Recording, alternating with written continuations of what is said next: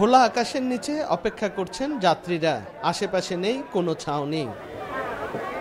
দ্বীপ জেলা ভোলা থেকে নদীপথে অন্য জেলায় যাতায়াত করেন এলাকাবাসী।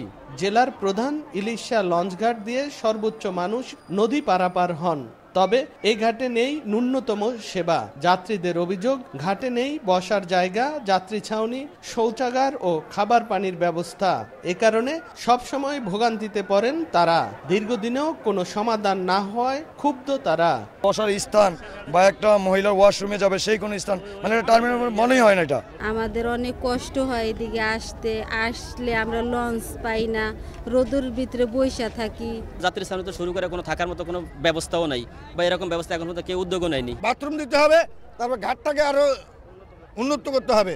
2020 সালে ঘাটের পাশে যাত্রীদের জন্য 3 শেড বিশ্রামাগার নির্মাণ করা হলেও রক্ষণাবেক্ষণের অভাবে সেটি ব্যবহারের অনুপযোগী।